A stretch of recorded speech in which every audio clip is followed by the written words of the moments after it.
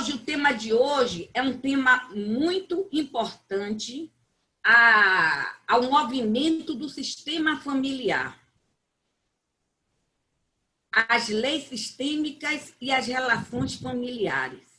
Eu não quero me adiantar no tema, mas existe uma grande influência de todas as vezes que essas leis sistêmicas não estão de acordo com o funcionamento do sistema, nós vamos encontrar dificuldades, emaranhamentos, alguns problemas que eu vou deixar para aqui a Arianice Nascimento, que é professora já há muitos anos, mais de 30 anos. Já estou logo dizendo a idade, gente. Ela tem mais de 30 anos. É professora, terapeuta sistêmica, tem um curso de constelação familiar que está começando, também é taróloga terapêutica e também ministra curso de tarô também, que deve ter aí alguma turma, ela vai falar com vocês, entendeu? Consteladora familiar e uma pessoa que, além de tudo isso que eu estou dizendo, tem muitos outros cursos que agrega e faz diferença quando se trata de trabalhar as leis sistêmicas e as relações familiares. Tanto que ela ministra um curso de mediação que é de constelação familiar. Daí que aí hoje, como eu disse, eu não vou falar muito, vou entregar a palavra, porque ela tem ainda muito para nos dizer. Aí depois nós começamos os nossos comentários e aí eu me meto também e a gente faz a nossa discussão. Então, para falar sobre as leis sistêmicas e as relações familiares, as leis sistêmicas e a influência dessas leis nas relações familiares, então eu trago para vocês, está aqui na sala, Arianice Nascimento, o espaço é todo seu. Agradeço, Dalva, não só pelo convite, mas agradeço também a todos vocês que estão aqui prestigiando essa noite. Eu não tenho a eloquência da colega, né? Mas vou passar o que for possível, o que me chega, né? Na verdade, assim, eu na minha vida de agora em diante, quer dizer, de há muito tempo, né? E assim, eu estou muito entregue, né? E o que eu pedi, assim, que eu não conheço o grupo. Quando a gente está diante de um grupo, a gente não conhece todo mundo. E aqui termina quase que uma família também, onde tem as nossas relações, né? Onde cada um traz o seu conteúdo, né? E a gente não sabe a expectativa do outro, né? Então, eu só pedi, respirei, que eu estou entregue, né? E que venha a mensagem que for necessário para todos, porque, na verdade, o objetivo todo nosso é que a gente desperte o nosso coração, né? Que a gente se conecte com o coração e vá agir de acordo com o coração. E é exatamente por falta dessas vezes conexão com o nosso coração, né? E com uma consciência, digamos, mais atenta, que a gente termina se envolvendo nos dramas familiares, nos conflitos. E a gente vai ver aí alguma coisa em termos desse conteúdo. Mas antes da gente começar, eu pediria que vocês fechassem os olhos um pouco, respirassem fundo, soltando o ar bem devagar. Respira fundo, soltando o ar devagar, se conectando consigo mesmo, com o seu coração.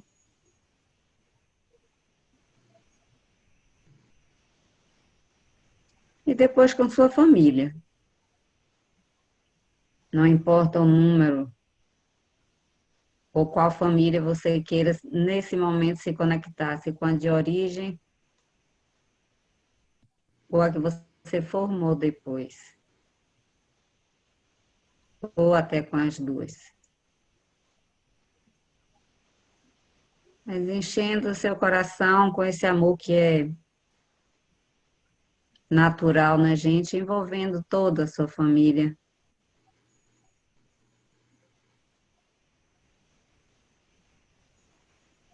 Respirando fundo. E se permitindo estar aqui e agora. Para que vocês possam, com o que vocês vão ouvir hoje, possam também tocar o coração de vocês, para que vocês voltem para a família, olhando com outro olhar, com o olhar do coração. Sem julgamentos, sem críticas, só aceitando cada um do jeito que é. Respirando fundo e vamos começar o conteúdo de hoje. Para a gente falar, o tema são as leis sistêmicas e as relações familiares. Mas antes da gente falar sobre lei sistêmica, é interessante que a gente tenha uma visão ou uma percepção do que seria a visão sistêmica, né? Então, para se falar de visão sistêmica, é interessante que a gente veja o que é a visão, e aí eu pediria a Dalva que colocasse os slides, por favor. Uhum. A visão sistêmica, como o próprio são duas palavras, e eu vou falar um pouquinho sobre cada uma delas.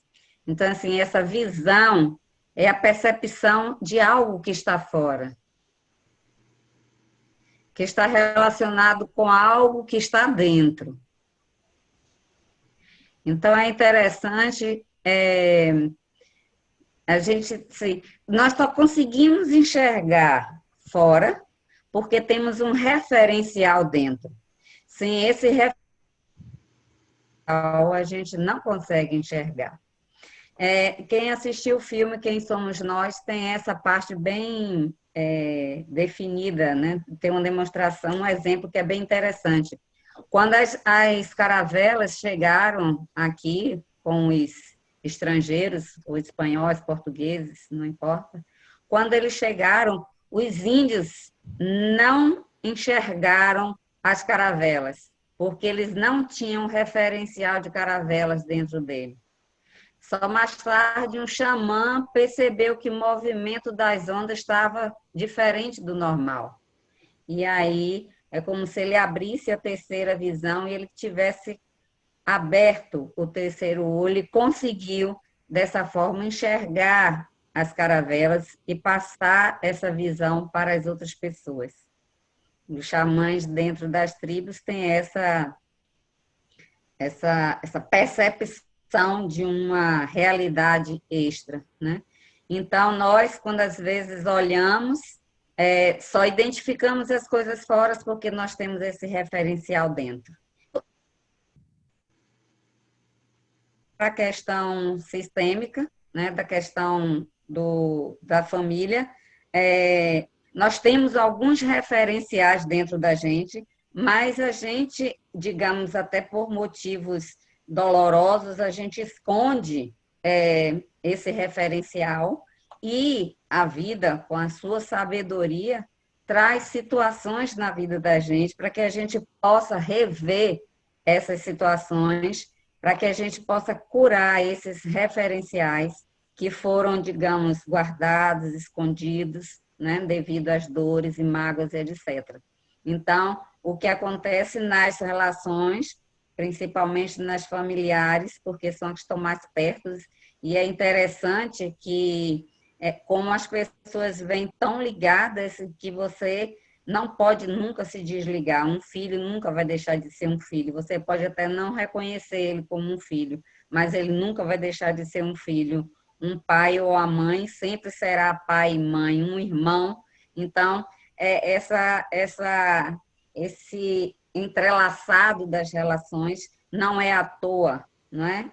É a vida com a sabedoria que une essas pessoas para que algo seja visto, né, algo seja integrado, analisado e, principalmente, aceito. Então, a palavra sistêmica vem, se relaciona, quer dizer, assim, ele quer mostrar o que é um sistema. Então, assim, a palavra sistêmico diz respeito a um sistema, e o sistema é o que representa um todo, né? É o que representa todo, é um conjunto de coisas, né? E, por exemplo, os médicos, antigamente, os médicos clínicos, ele pode dizer assim, que ele tem a visão sistêmica do organismo. Hoje em dia, com as especializações, isso foi perdido, porque o médico ele foca só num determinado ponto do organismo, como se o corpo todo não fosse o sistema, né?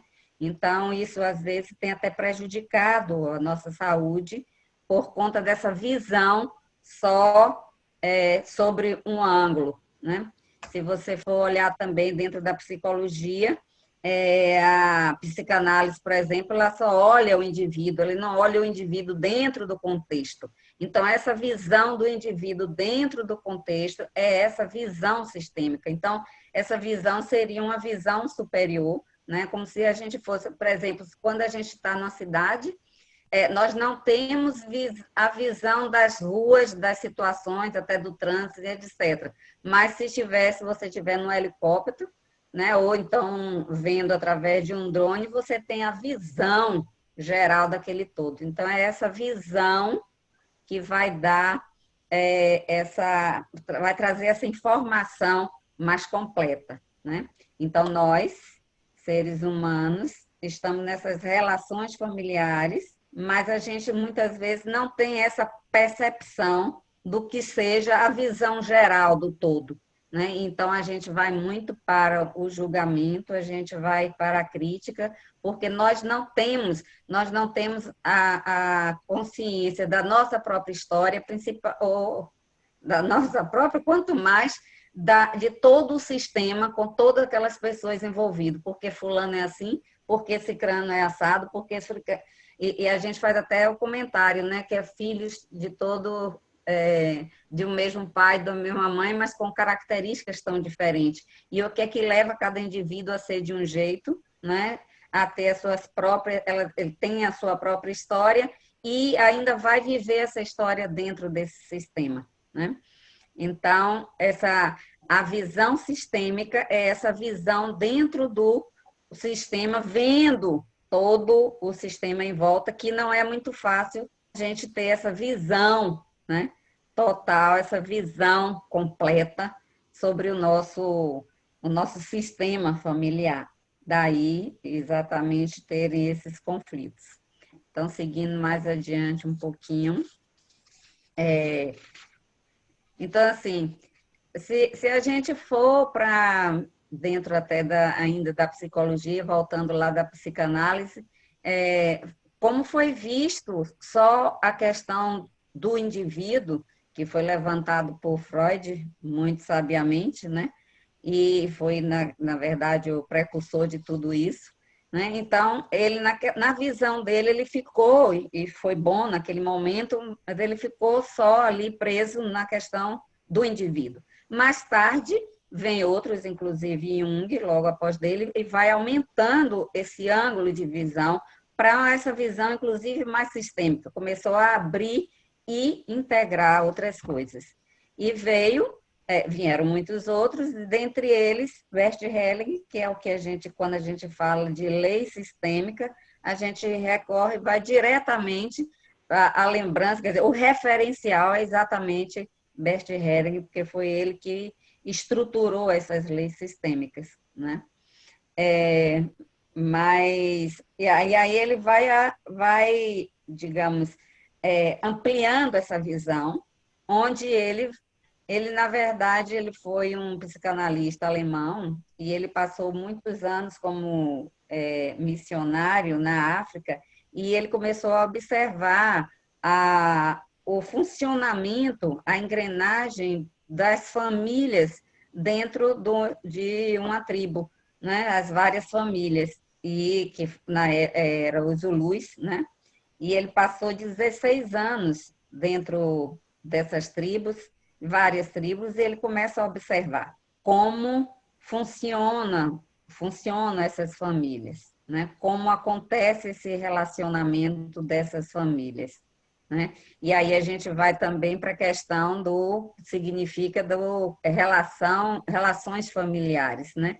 Então, assim, é essa engrenagem, esse conjunto, essas peças dessas pessoas envolvidas em um determinado grupo, formando um grupo aqui, outro grupo ali, e como é que eles funcionam. Digamos, nessas circunstâncias que se apresentam, foi percebido que determinados padrões se repetiam. Por que que se repete, né? E aí Bert Helling começa a observar e a estudar, né? Particularmente, ele começa a estudar esses casos, essas situações e essas visões. E depois aí ele volta, né? E aí quando ele volta, ele aprofunda mais ainda na psicanálise e vai juntando outros conhecimentos, como por exemplo o psicodrama, como também a narrativa. Na época também estava se usando muito a hipnose, né? Então ele começa a estudar e aí vai juntando, como se fosse até um quebra-cabeça, né? Ele vai juntando todas essas teorias e chega ao que hoje a gente conhece com o nome de constelação familiar. Então, ele cria esse método baseado nesses estudos dele todo, na vivência dele, né? E ele, assim, ele é uma figura bem interessante, porque ele traz uma frieza, uma objetividade, uma verticalidade, de uma naturalidade muito grande, mas ao mesmo tempo de uma extrema amorosidade, né? Então, assim, tem hora que você acha que ele é muito frio, mas ele é extremamente amoroso ao mesmo tempo, né? Então, ele traz e mesmo porque ele diz que nós temos que ser imparciais diante das coisas. Nós precisamos olhar o mundo de forma imparcial, sem entrar muito nas emoções, porque se você entra nas emoções, você entra em outro processo e você deixa de ver o que precisa ser visto, porque as emoções, ela terminam atrapalhando essa forma de vivenciar, de olhar as coisas, né? Então, ele cria as leis sistêmicas, que, assim, na verdade, ele diz assim, que dentro das famílias, determinadas coisas precisam ser observadas para que haja harmonia naquele sistema. Se não houver, se isso não for respeitado, não for observado, o sistema termina com deficiência, com dificuldade de andar, com um excesso de conflitos, né? Inclusive, às vezes, até perigosos os conflitos, que chega, às vezes, até a violência, né? A violência física e, às vezes, até a morte, né? Então, essas leis sistêmicas são 3 básicas, que a primeira é a lei do pertencimento. Eu vou dizer as 3, depois eu volto, tá? O pertencimento, o equilíbrio entre dar e o receber e o respeito pela hierarquia. Então, esse primeiro do pertencimento, existe um sentimento, uma necessidade, na verdade, uma necessidade básica de todos nós, seres humanos, de pertencermos a alguma coisa, né? Pertencermos a algum lugar, pertencermos ao grupo de amigos, pertencermos à família, pertencermos ao grupo de trabalho. A gente tem essa necessidade e, por conta dessa necessidade, muitas vezes a gente começa a abrir mão de determinadas coisas, inclusive das nossas próprias necessidades. Segundo ele, essa necessidade de pertencimento vai além da necessidade de sobrevivência. Por isso que, inclusive, até alguns membros dão a própria vida para poder permanecer, para que o sistema funcione, né? As pessoas, alguns membros, abrem mão da sua própria vida, às vezes até ficando doente, né? Antigamente tinha até determinadas regras sociais, como, por exemplo, a filha mais nova, a caçula, não podia casar para poder cuidar da mãe, dos pais, né? Principalmente da mãe. Então, era comum e essas filhas aceitavam essa lei, digamos, com muita naturalidade, né? Porque elas se sacrificavam pela família, para ser aceita da família. Mais tarde, a gente começa a questionar, e ainda bem que começa, né, a questionar o que seria benéfico, se isso é benéfico realmente para a gente, né? Então, a gente começa a desenvolver, na verdade, uma outra necessidade e não ficando nessa necessidade de satisfazer o nosso sistema, né? Porque, na verdade, chega a ser quase até que uma contradição, porque assim, você quer pertencer, mas ao mesmo tempo você procura uma individualidade, você procura a sua própria personalidade, você procura construir a sua individualidade, né? E em muitos sistemas, isso às vezes não acontece. A gente olha para o sistema e parece que é tudo uma coisa só. Todo mundo a gente chama isso até, né, a simbiose, então, a relação é tão simbiótica que os indivíduos perdem a sua própria personalidade, o que também vai gerar conflitos depois, né? É engraçado, porque assim, a lei sistêmica diz que a gente quer pertencer e a gente abre mão de muita coisa, mas quando a gente abre mão demais, a gente termina provocando um outro conflito dentro da própria família, né? Um outro problema, porque a gente não soube dar limites. E a tendência das pessoas, principalmente dentro do ambiente familiar, é avançar, digamos, né? Ele vai avançando, avançando. Você não dá limite, você vai avançando, vai avançando. Quando você, digamos, acorda, às vezes já é tarde demais, porque você já foi sufocada, a vida já passou por você e você ficou ali naquele emaranhado de coisas, de situações, né? Então, assim, apesar de ter a lei do pertencimento, a meu ver, também é interessante que a gente não perca a nossa individualidade.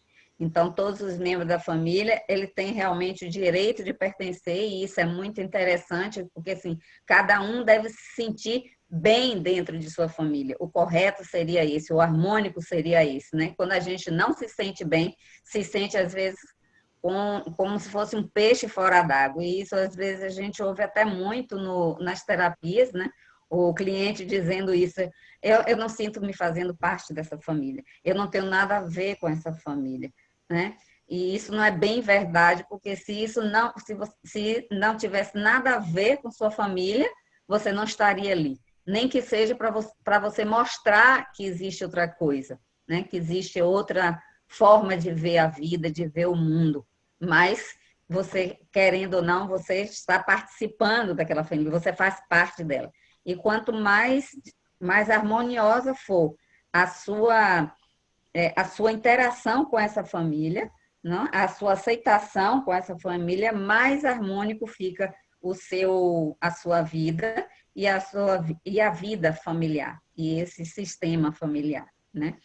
Então, aí a gente vai ver mais adiante, falando sobre a exclusão, aí eu volto essa questão desse membro que foi excluído, tá bom? Então, assim, a primeira lei seria essa lei do pertencimento. A segunda lei é a lei do equilíbrio, que é o equilíbrio entre o dar e o receber. Ele chama muita atenção para isso, e isso é interessante, porque nós temos mania de dar, né? E a gente dá em excesso, e muitas vezes a gente não consegue receber, né? A gente tem dificuldade em receber, tem uma desconfiança em receber. E a gente só quer dar, né?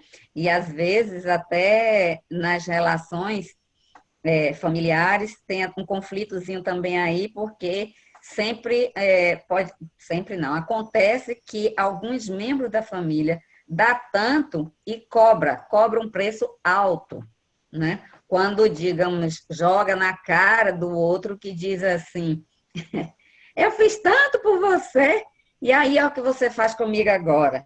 Então, vai para chantagem emocional, cobrando um comportamento que o outro, às vezes, não quer dar.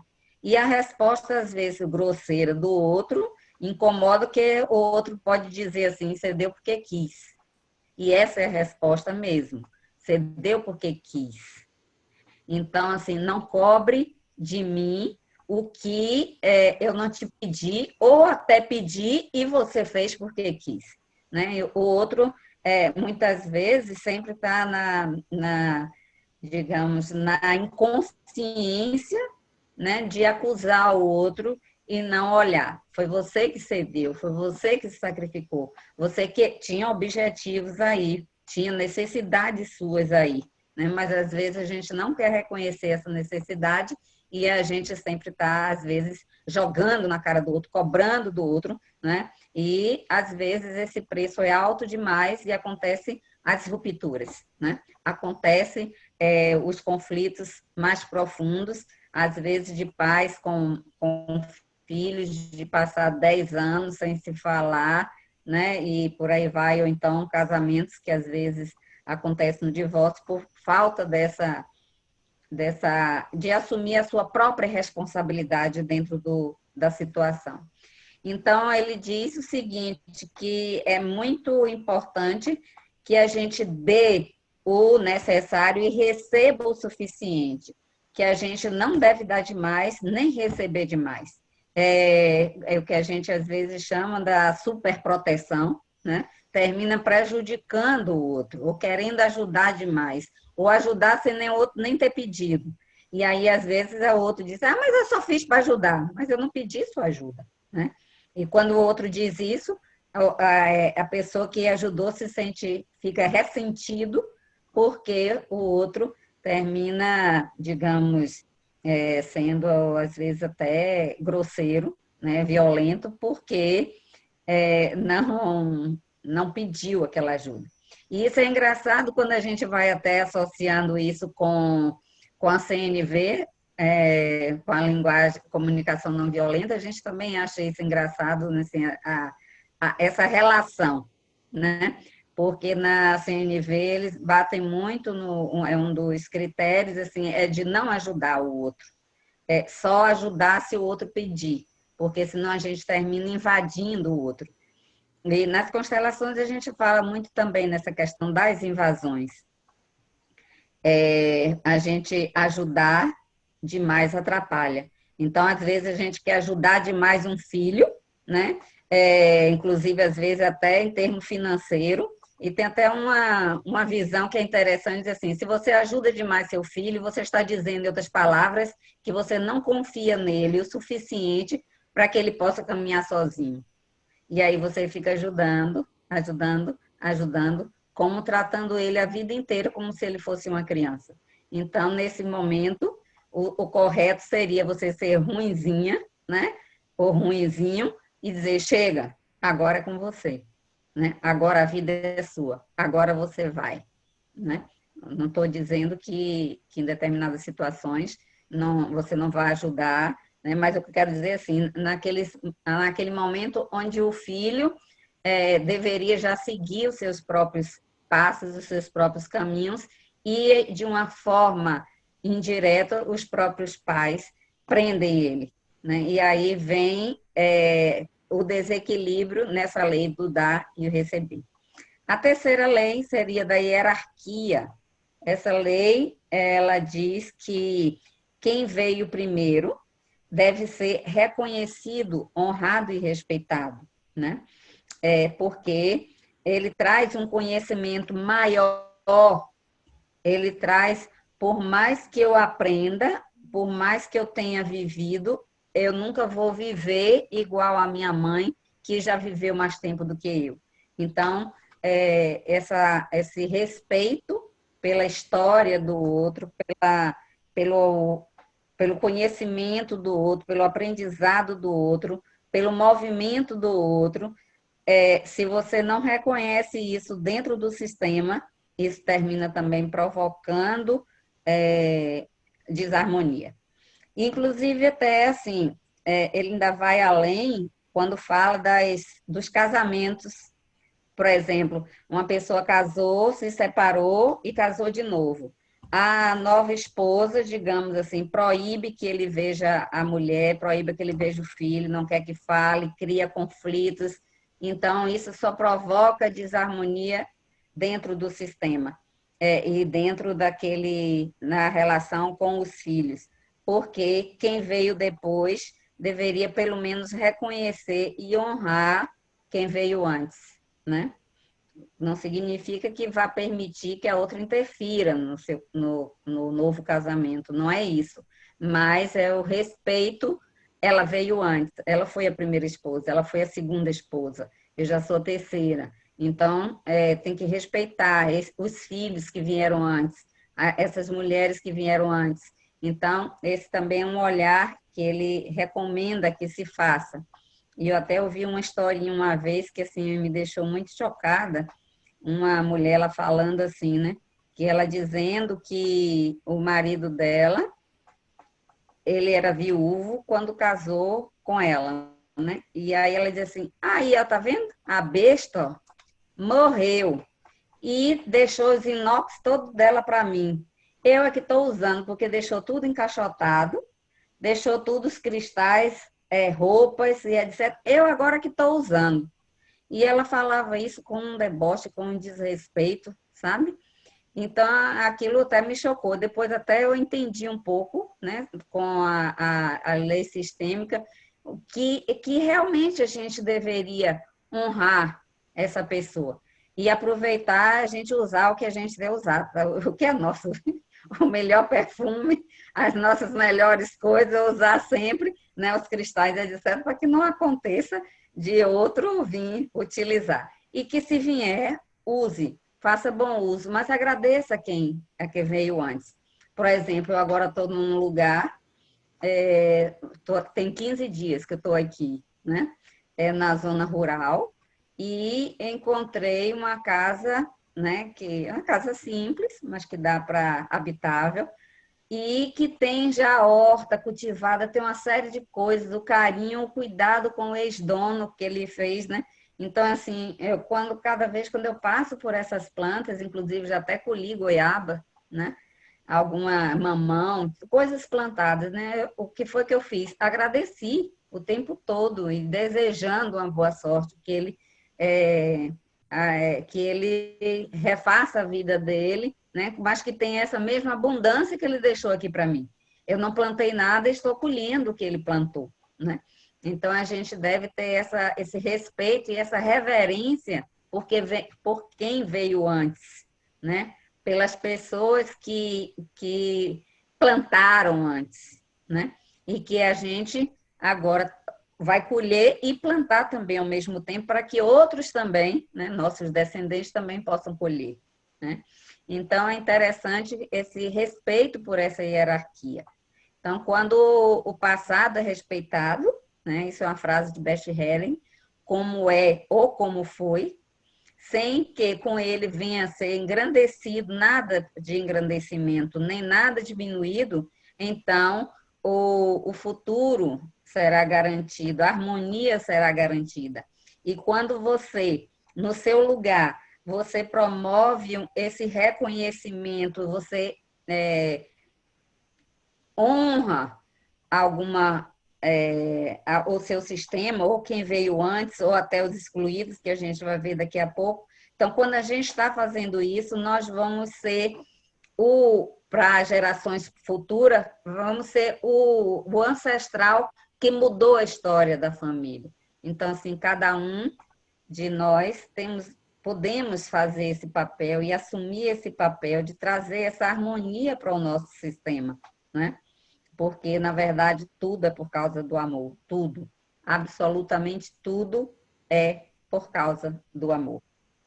Ou em excesso, ou excesso de amor, ou a falta de amor, mas é só por amor.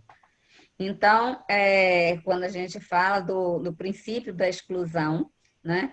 E esse é o ponto básico da constelação familiar, olhar para os excluídos, né? Olhar para essas pessoas que, de alguma forma, o sistema excluiu.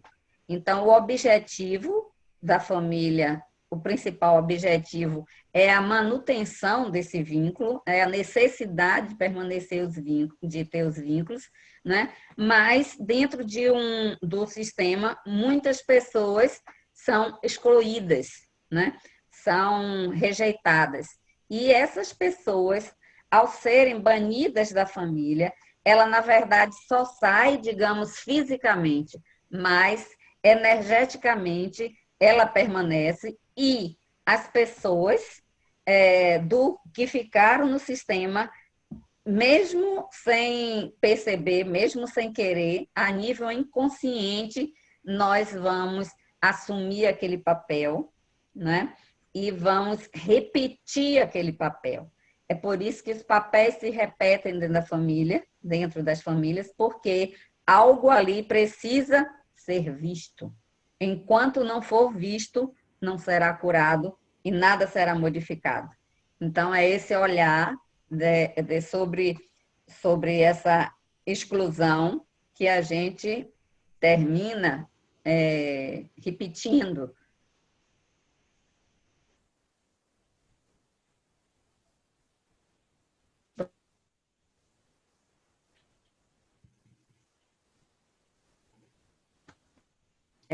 E às vezes, a gente, exemplo, no relacionamento familiar, o avô violentava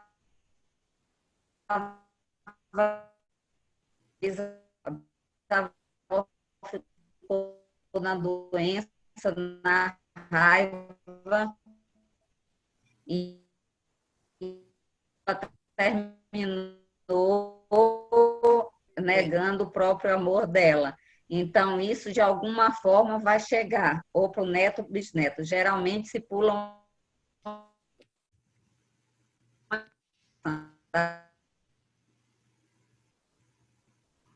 Então,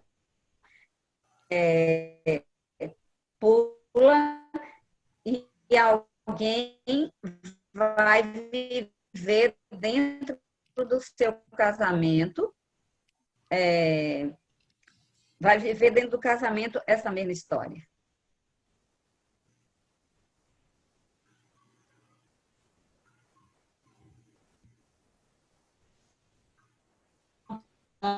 Gente, é que a Arianice está na zona rural, está ventando um pouco. Então, às vezes, com a ventania, entendeu? A internet fica assim, nessa interrupção, entendeu? É só isso. Aí a gente tem que ter esse cuidado, esperar um pouco, entendeu? Tá tudo bem aí, Ari? Tá tudo bem, sim. Pronto, tá Tá certo. ouvindo agora direito? Então, sim. É que eu estava só Então, eu vou repetir esse exemplo. Então, quando existe... Hein? Diga, Ari. Eu vou repetir o que eu estava dizendo. Certo. Ok? Ok. Então, assim, quando dentro de um sistema, por exemplo, em que uma mulher, eu dei o exemplo de uma mulher, ela foi muito, digamos, maltratada pelo marido, inclusive com abuso de sexualidade, etc. Não era porque era casamento, significava que se podia fazer tudo o que quisesse. Então, muitas vezes, ela pode ter sofrido alguma violência ou se sentido agredida em seu corpo físico, né? E aí ela fica com raiva do homem, né? Do marido dela. E aí ela leva essa raiva, né? Porque ela termina excluindo ele de alguma forma, né? E aí ela passa essa raiva para as gerações seguintes. Então, uma neta, por exemplo, por ela ter sido violentada, né? Essa neta pode aparecer com sintomas, digamos assim, de ter raiva, não sabe nem por que tem raiva do seu companheiro, do homem, né? E aí ele vai repetindo. Aí, quando chega um ponto lá adiante que uma determinada mulher nem quer mais saber de ter relacionamentos, porque ela já termina fechando o seu coração.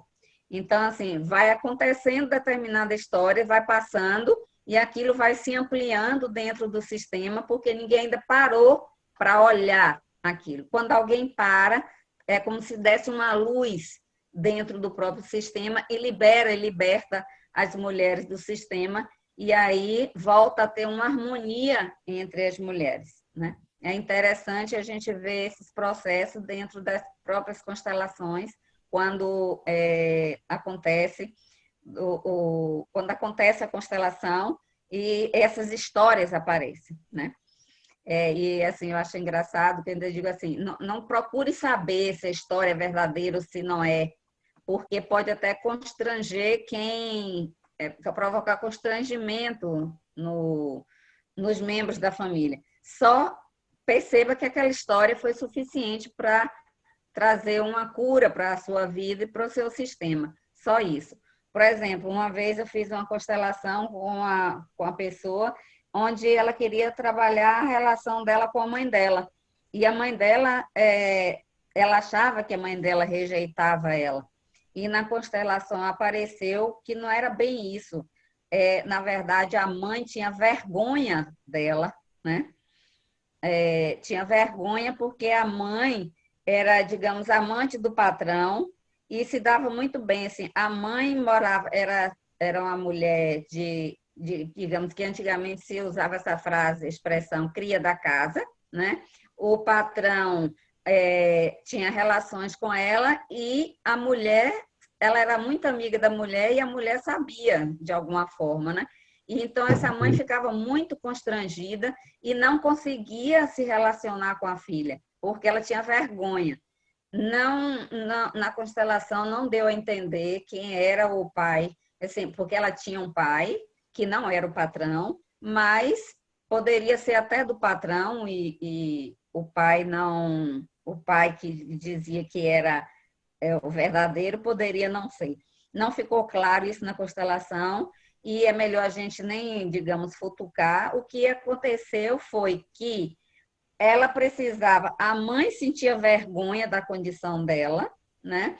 A filha quis olhar isso e ajudou na libertação da mãe, né? Então, assim, limpou a história familiar, né?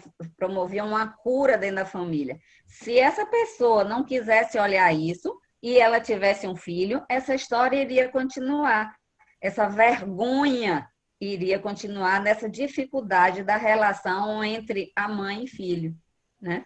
Então, assim, as histórias estão se repetindo, as histórias estão acontecendo no sistema e a gente nem sabe por quê.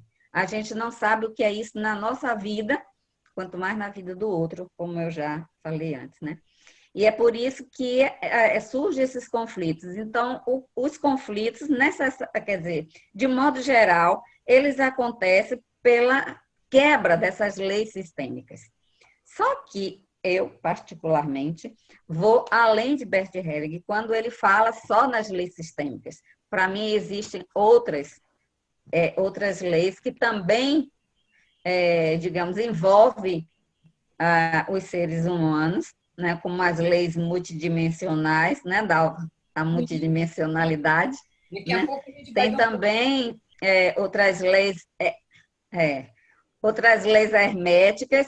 Então, assim, é uma série de coisas que termina influenciando a gente e muitas vezes paralisando. Não é só dentro da família.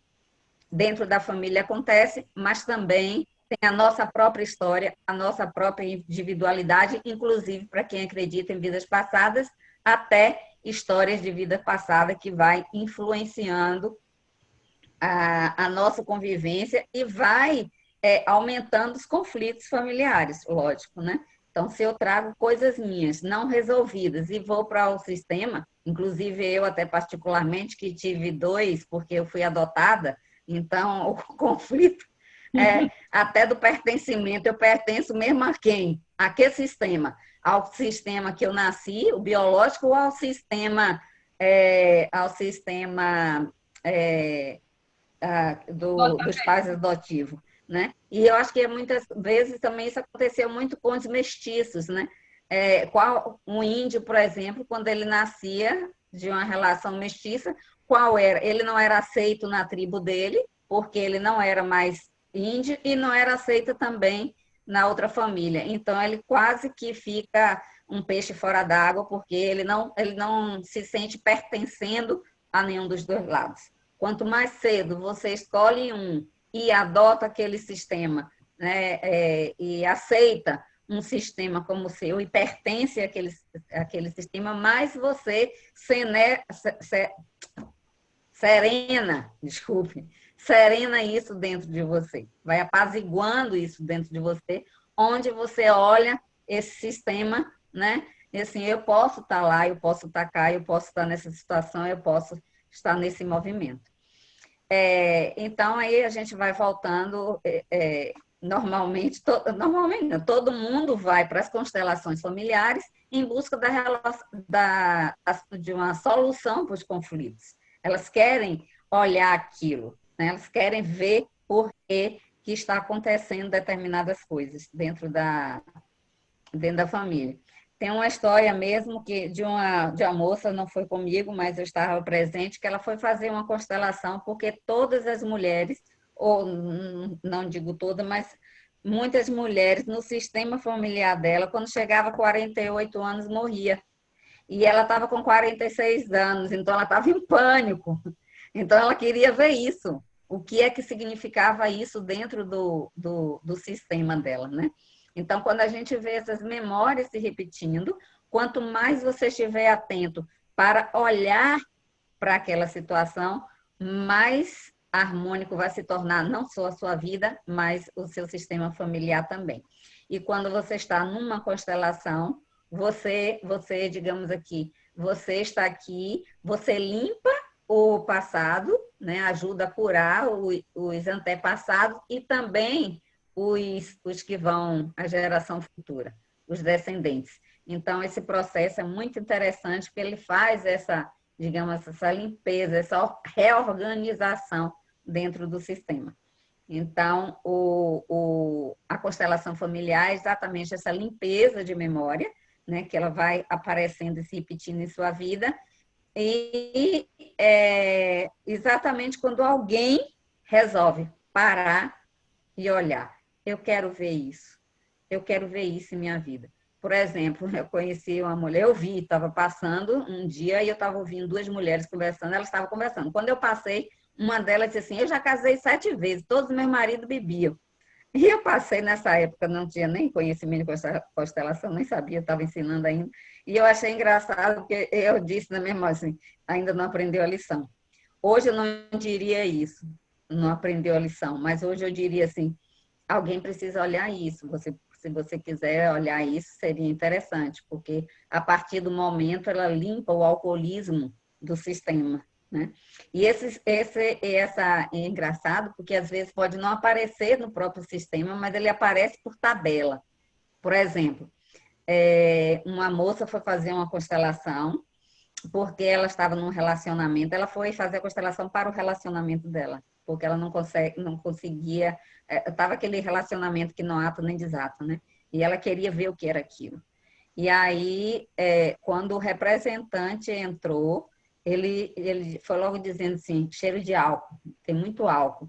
E aí a consteladora perguntou se ela bebia ou se alguém na constelação, no sistema dela bebia. Não bebia. Aliás, minto. Perguntou se no sistema dela bebia. E no dele não bebia. Mas ele, de alguma forma, que eu falo assim, era um casal, né? A moça com o rapaz. Ela queria ver porque aquele relacionamento não desatava. Quando o representante dele entrou no campo, disse que estava sentindo cheiro de álcool. No sistema dela, ela disse que não tinha o álcool, mas no sistema dele, ele não bebia, mas tinha o álcool. A pessoa não bebia, o rapaz não bebia, mas ele trazia dentro dele a memória. E durante a constelação, ela lembrou que o avô dela bebia. Então, ela atraiu um cara que ele não desenvolvia, mas ele trazia a memória do que precisava ser visto na constelação dela. Então, não sei se vocês entenderam a história. Então, assim, ou a pessoa pode, o seu companheiro pode não, ou outro membro da relação, pode não trazer, não desenvolver a memória, mas ele traz dentro, é como se fosse um vírus. Eu não desenvolvo o vírus, mas eu tenho um vírus dentro de mim, né? Então, seria mais ou menos isso. Então, a qualquer momento, esse vírus pode não só de se desenvolver e eu adquirir esse processo, ou contaminar o outro, que era o que estava acontecendo, né? Ela tinha raiva dele e não sabia por quê, e era justamente por causa da bebida que era do avô dela, né? Então, digamos assim, é um emaranhado de coisas que precisam ser vistas para poderem ser olhadas, vistas e harmonizadas. E, bom, agora, antes disso aí, isso aí era já no final, mas já está aí, então veja bem. Essa frasezinha é interessante para que vocês olhem. Pode deixar, Dalva, que eu já pego isso, porque aí depois eu abro para as perguntas e aí depois já faço uma meditação, um exercício sistêmico, na verdade, né? Então, veja bem, a vida te machuca e te atormenta até que você solte os caprichos ou solte a teimosia de querer ver, querer respirar coisa diferente. Então, esteja atenta. Nós, às vezes, temos a mania de achar que a vida é injusta, né? Porque a vida é madrasta, mas não é. Então, se a gente estiver cada vez mais receptiva ao processo da vida, olhar o que a vida traz para a gente, né? O que é que a gente precisa evoluir através exatamente dessas situações que a vida traz para a gente. Dentro do nosso sistema familiar, dentro do nosso ambiente de trabalho, dentro da vida que a gente leva, né? As situações, como elas acontecem, o que é que isso tem a ver? Sempre tem alguma coisa ali a ser vista. Então, quanto mais cedo a gente sair do papel de vítima ou sair do papel de que isso não tem nada a ver comigo, isso não é responsabilidade minha, mas tudo que acontece em minha vida foi criação minha.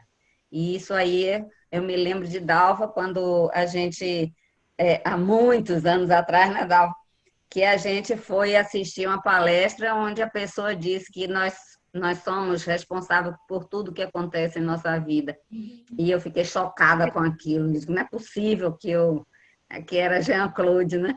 E ele disse, não é possível que eu crio determinadas coisas. Quase 30 anos. Que eu crio isso ou aquilo, mas não é? Fui longe agora, né?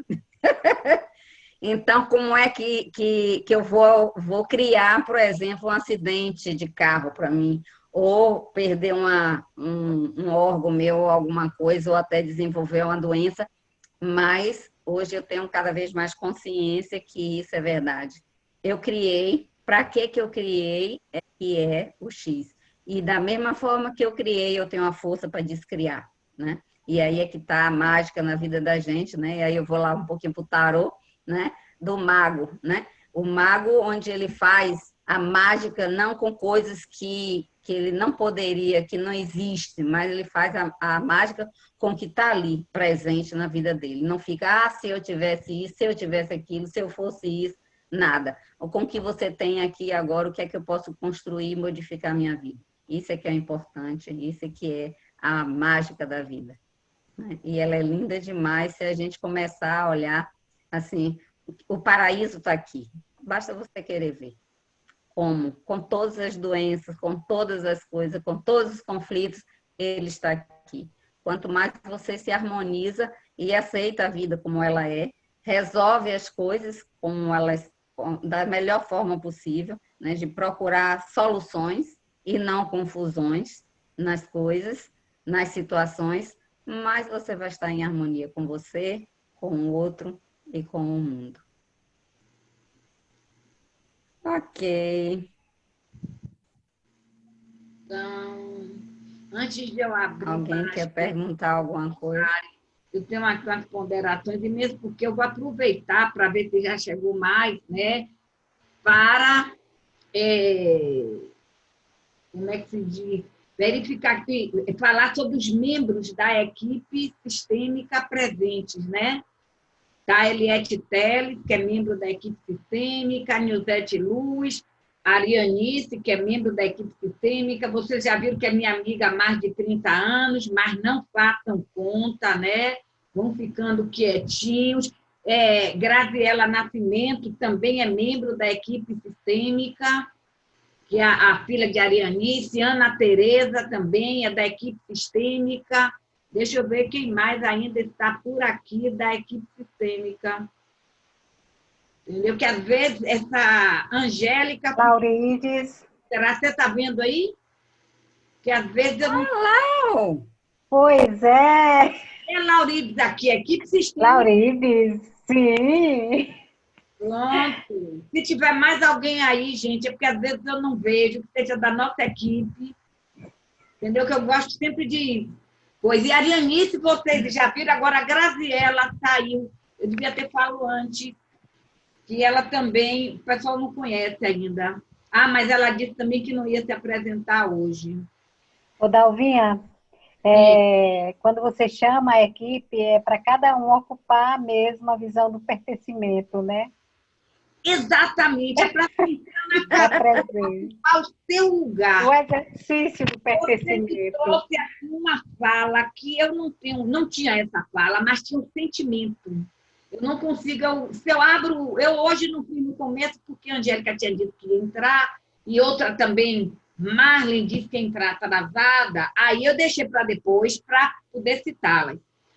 Mas eu acho que quando o MIT sistêmico é Dalva Luz e a equipe sistêmica. Então, eu sinto que, chamando por vocês, cada qual ocupa o seu lugar nesse trabalho conjunto que nós fazemos com muito amor, um trabalho gratuito, feito com muito amor, e que cada qual tem aquela coisa, não, eu vou falar sobre desse trabalho, desse lugar que eu atuo, eu vou dedicar 2 horas ao MIT sistêmico. Então, é como se, nesse momento, cada qual fosse se apropriando e respirando esse lugar.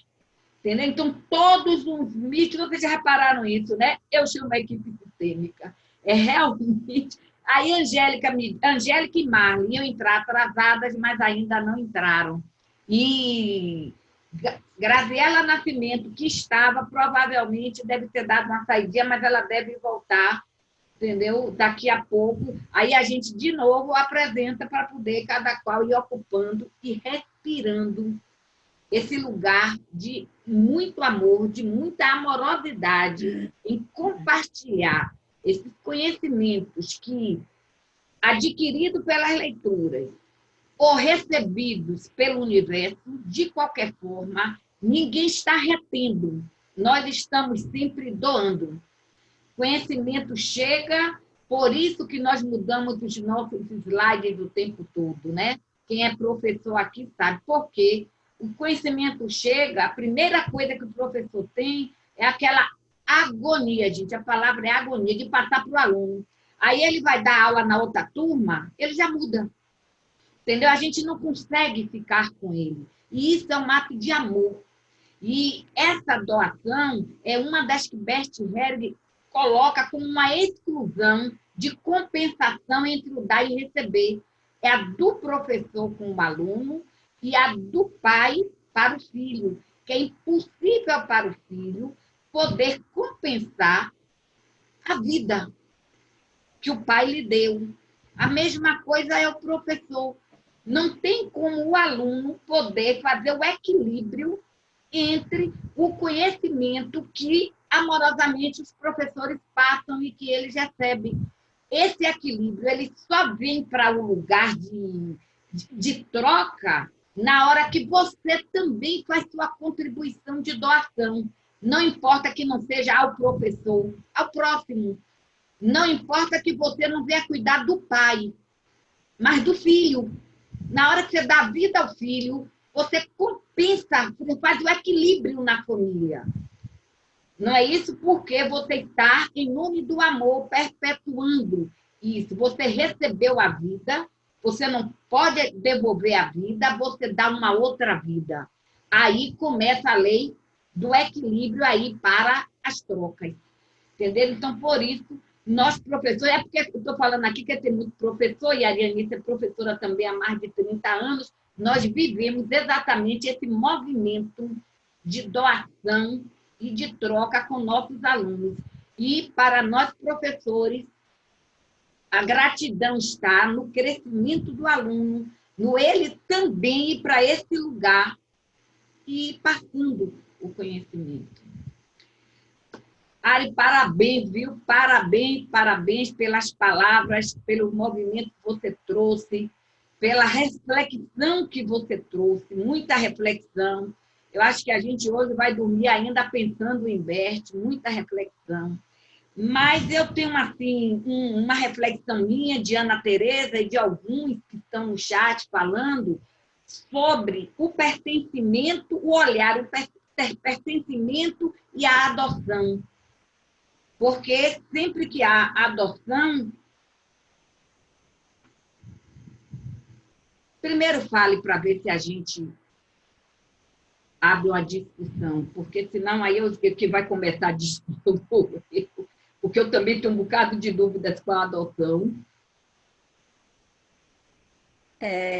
As informações que eu recebi, né, sobre adoção são bem interessantes. Laurides também é consteladora, viu, gente? Foi nossa colega no curso da TSFI, que já é uma outra abordagem de outro tipo de constelação, onde foi introduzido a questão dos traumas e também do movimentos xamânicos, ou, na verdade, assim, foi introduzida a música, foi introduzido instrumentos para que sensibilizasse e chegasse mais fundo, principalmente nós brasileiros, né, que trazemos o tambor, principalmente, né, como um instrumento mesmo que toca o nosso coração. O que me foi dito é que nós escolhemos a família para sermos adotados. Na verdade, assim, tanto nossa família de origem quanto a adotiva, quem escolhe somos nós, que nós precisamos vivenciar como alma determinadas situações. O espírito é muito sábio, ele cria o ambiente propício, e aí quem também tem algum conhecimento de astrologia, é interessante, a leitura de um mapa astral é fantástico, né? Como ela mostra, parece um retrato de quem somos nós. Inclusive, assim, eu vou dar o meu exemplo, porque é o que é prático, é o que eu sei. Lá tem o nó do norte, no meu mapa, para eu trabalhar o autoconhecimento. E também isso é uma característica de Sagitário, e eu sou de Sagitário. Então, assim, além dessas leis, né, sistêmica, também tem outras leis. Principalmente, assim, é importantíssimo você saber qual é o seu elemento, o elemento do seu signo, porque esse elemento vai trazer, digamos, é ele que traz energia para você. E se você nega seu elemento, você termina ficando doente, porque você não alimenta, digamos, a sua própria essência. Por exemplo, quem é de terra, elemento terra, tem necessidade de segurança. Se ela não tiver a segurança, se ela não tiver raízes, então ela tem dificuldade de se mudar. Por exemplo, eu sou fogo, a facilidade de mudança é muito grande, né? Então, assim, esses elementos também são interessantes, essas coisas, essas informações também são importantes, né? Para dar uma orientação a gente nessa vida.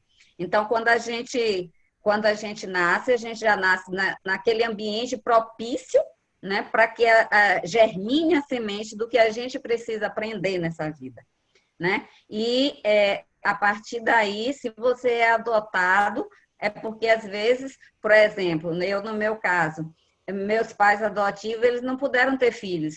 Eles eram estériles, alguém lá era estéril, não sei qual era o caso. Não tiveram filhos.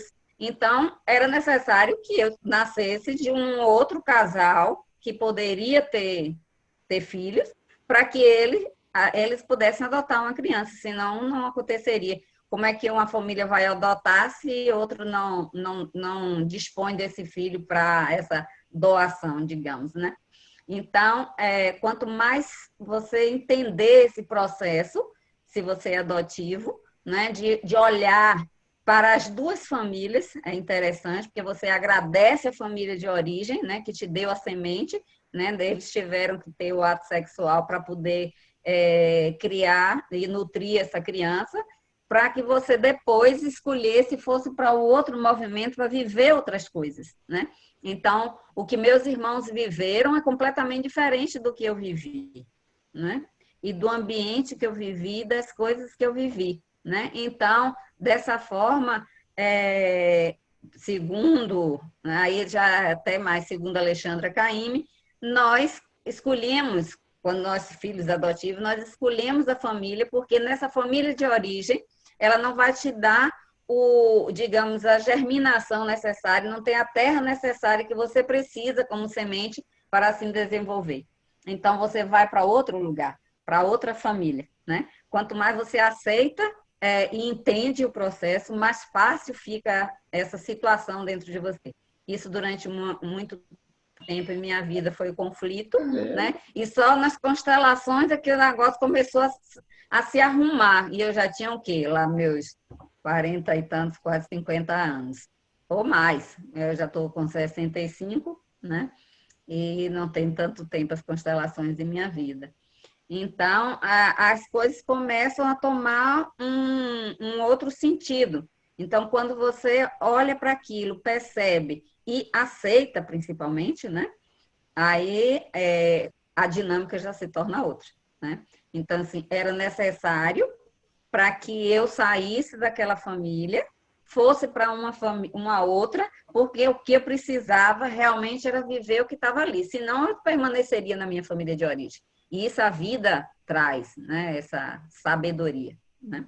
Mas quando nós estamos Mas, na área da mediação e na área da advocacia sistêmica, você trouxe aí um ponto muito interessante.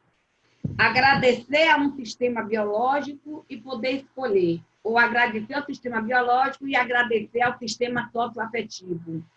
Mas, muitas vezes, o que a gente vê na adoção, no mínimo, via, e ainda é presente isso, é se fazer a adoção negando a origem.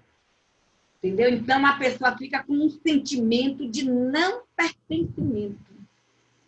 E essas são as causas maiores que a gente vê na justiça. Quando não é judicial, os descontentamentos e a desestruturação do sistema. Porque aquela pessoa, ela não... É como quem diz assim, quando vai saber que foi adotado, alguma coisa assim, ela não consegue nem entender, porque vem uma palavra chamada abandono, que traz nessa esteira, por quê? Porque ela não conhece a história dela.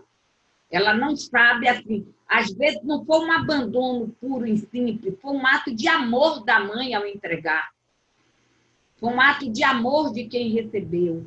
Mas a falta da história de esconder a família de origem, que sempre os pais adotivos têm aquele medo. É o medo de dizer, se souber quem é o pai, vai para o pai e eu vou perder. Então, esse medo causa simplesmente muitos problemas com os filhos adotivos, porque o sentimento de pertencimento, a lei do pertencimento é agredida. E ele não pode honrar seus antepassados e nem tampouco escolher, dizer não, minha mãe é essa, eu gosto, eu amo, também amo minha segunda mãe também. Entendeu? Assim como agora você vive esse amor de reconhecimento e de honra à sua família de origem e à família a qual lhe criou por toda a vida. Então, todas as vezes que nós adotamos, uma pessoa, qualquer pessoa, deveria ter um olhar, entendeu? Para a família de origem da criança adotada, porque ela carrega isso nas células, no campo morfogenético dela, e isso fica simplesmente, como quem diz, dividida. E, às vezes, gera um sentimento de não pertencer. Só que ela não sabe que não é dali, ela não entende porque ela não... que alguma coisa incomoda naquele sistema. Está faltando honrar o sistema que veio antes. E os pais adotivos precisam honrar os pais que tiveram aquela criança e entregaram, porque é a tal da lei, né? Eles vieram antes, já é a hierarquia. Então, a gente sempre encontra, mas eu lhe digo, não são poucos, não, os maiores problemas, por isso que estavam aí perguntando, entre adoção e pertencimento. Porque pode a pessoa aceitar naturalmente ou pode a pessoa se sentir fora do seu sistema familiar. Mas aí também tem outro detalhe importante. Mesmo às vezes a pessoa sabendo, mesmo respeitando, mas pode haver o não pertencimento da mesma forma, tá? Então, assim, isso às vezes, é o particular, é individual, porque, por exemplo, eu sempre soube, desde pequena, mantive contato, passava o fim de semana com minha família de origem e não me sentia pertencendo a nenhuma delas. Fui resolver isso depois nas terapias da vida, né? Então, assim, não é garantia saber... ou saber e honrar e etc. Não, porque assim, uma coisa que a gente precisa entender é o ponto de vista da criança. Muitas vezes, a gente até, nas sessões terapêuticas, a gente ouve muito o adulto dizer assim, não, eu não me dou muito bem com minha mãe, eu gosto de minha mãe, eu não tenho problema com ela. Tá, mas a criança, naquele dia, naquele momento, naquela circunstância, houve um probleminha pequenininho, mas que para ela, para a criança, era um problema enorme e aquilo atrapalha a vida inteira. Por exemplo, a mãe que obrigou a filha da boneca para a filha da amiga. Para a gente, para o adulto, isso é besteira, mas para a criança foi algo profundo que marcou ela para a vida inteira e ela agora não sabe dar limite nas suas coisas ou quando dá de uma forma conflituosa, um horror se alguém quer tomar alguma coisa dela. Então, assim, sobre o ponto de vista da criança, isso é muito confuso e, às vezes, é relativo, né? Assim, como quem está colocando, o não pertencimento é realmente doloroso e independe de saber ou não saber quem eram os pais. Tanto faz. Continua essa mesma sensação, esse mesmo desconforto, até ela se encontrar em algum momento, do ponto de vista da criança, né? Aí tem histórias e histórias, viu? Passar aqui a noite, eu mesmo tenho as histórias. Individualidade, né, Ari? Buscar a sua individualidade, seu self, e seguir, respeito um, respeito o outro. Mas... E acertar. O que é importante é assim, o que é importante é assim, não importa o que aconteceu, o que é que você vai fazer da agora em diante? É disso que eu estou falando da mágica. O que eu estou em minha vida, eu estou com sentimento de abandono. Tá? O que é que eu vou fazer com isso? Isso é que é importante. O que é que eu vou fazer com minha incapacidade de me doar? Eu não acredito que eu estou vendo um sapinho em cima de minha porta aqui agora. O que é que eu vou fazer com isso? Isso é que é importante. O que é que eu vou fazer com esse sapinho? Um sapo. Eu me casei com um príncipe e virou um sapo. O que é que eu vou fazer com esse sapo? Isso é que é importante. O que é que eu vou fazer com isso?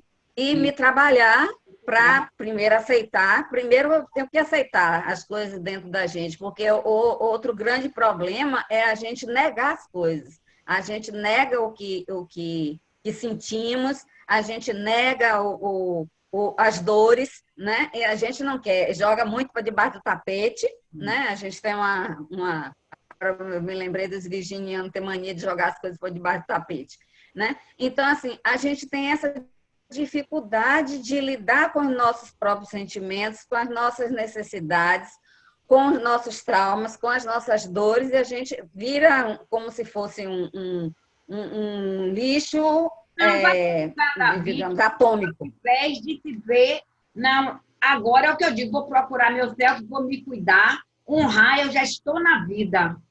Vou agora trabalhar para poder tirar esse vazio de dentro de mim. Essa sensação de abandono. Abandono porque se eu tenho... É como agora... as duas mães. Ah, não, mas é porque eu não fui cuidada. Por que que minha mãe não quis? Então, sair do vitimismo é também um caminho positivo. Entendeu? De olhar para o que você tem. O que é que eu tenho hoje? Claro. Entendeu? Uhum. Aí o que é que eu posso fazer aqui agora? Inclusive com... é você, inclusive com... Obrigada aí, Maria Luísa. Inclusive, nesse momento da pandemia, né? O que é que eu vou fazer? Quais são as opções que eu tenho? Por exemplo, assim, bom, eu dava curso presencial, e agora? O que é que eu vou fazer? Bom, o que é que eu tenho é a tecnologia, então vamos fazer curso online. É o que a gente tem para hoje, né? E que é provável que fique para sempre isso aí. Então, assim, a gente precisa dessa resiliência, né, pessoal, para que a gente possa superar as coisas, senão a gente vai ficar, como você colocou, na vitimização. O que é que eu posso fazer aqui e agora? E ir adiante. Porque, ó, a vida tem pressa para as coisas. Bora. Ela está distraída. Alguém levantou o dedo, quer perguntar. Você queria. Alguém mais quer fazer pergunta? Não, já passou. Eu quero, professora. Era sobre essa questão da adoção, mas já passou o momento. Eu quero, professora Jane.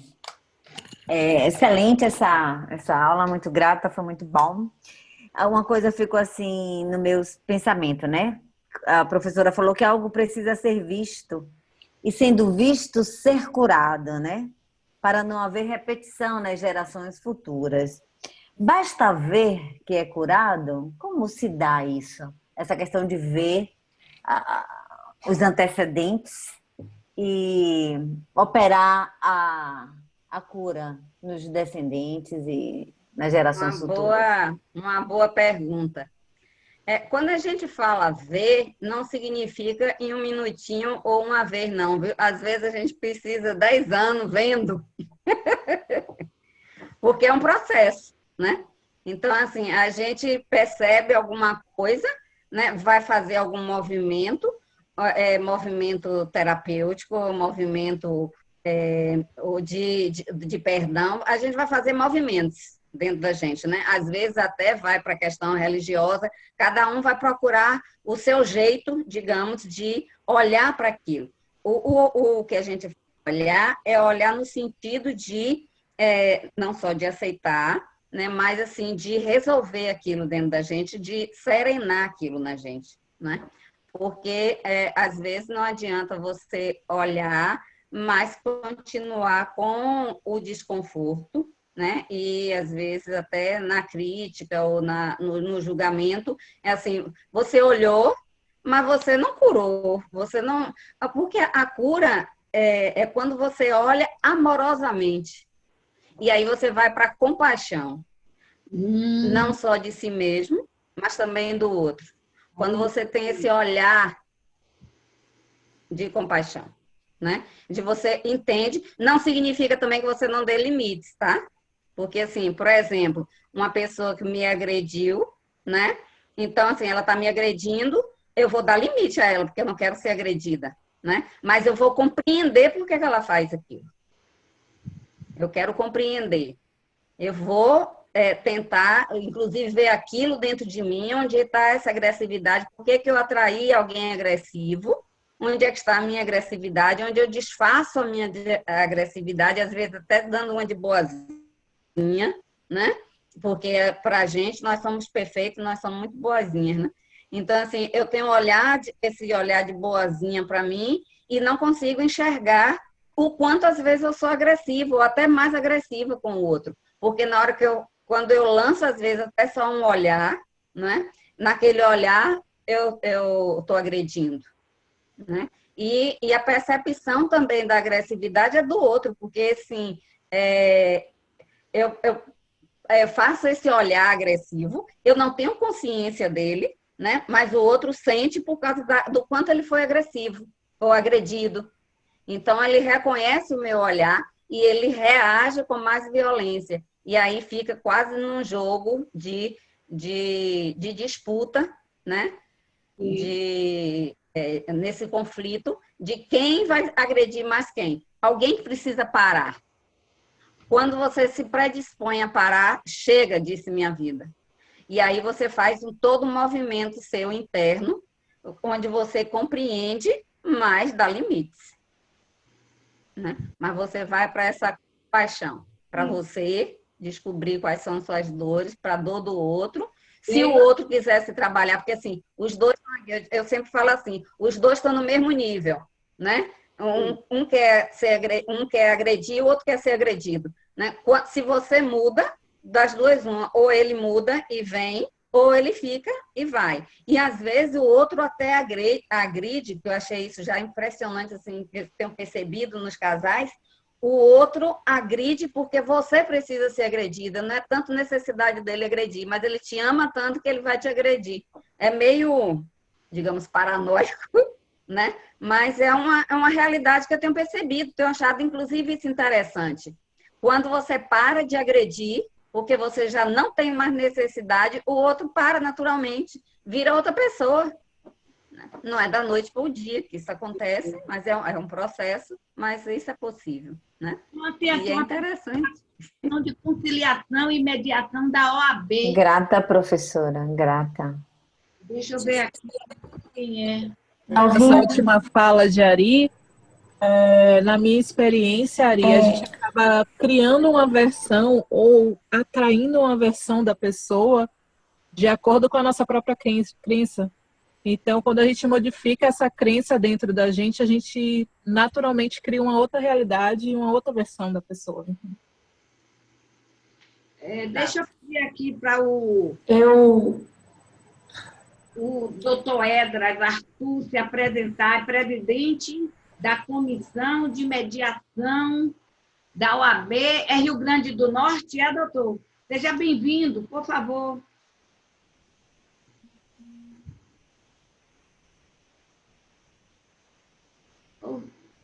Deve estar com problema no som. Doutor Edras? Voltando aqui, eu não vi quem estava falando, procurei aqui, mas não consegui ver o nome. Foi eu, Ari. Quem fez a última fala? Luane. Luane. Luane. Luane, eu não reconheci sua voz. Então, veja bem, eu gosto muito de ir para as dimensões, na quarta dimensão, que é como se fosse tem um bloqueio, né, que é muito difícil a gente acessar as outras dimensões, porque ele forma uma camada bem pesada, que é formada pelos sentimentos e pelos pensamentos, pelas crenças, né? Sim, então, sim. Os nossos sentimentos, né? E os pensamentos criam uma camada poderosíssima, parecendo chumbo, que é difícil você atravessar. Então, quando você vai mudando sua maneira de pensar, sua maneira de agir, vai mudando, quando você muda sua maneira de pensar e de agir, seus sentimentos também começam a mudar, né? Aí você vai, na verdade, digamos, se refinando, digamos, né? E aí você tem acesso com mais facilidade para as outras dimensões, né? Indo até a nona dimensão e por aí vai, pegando informações, né?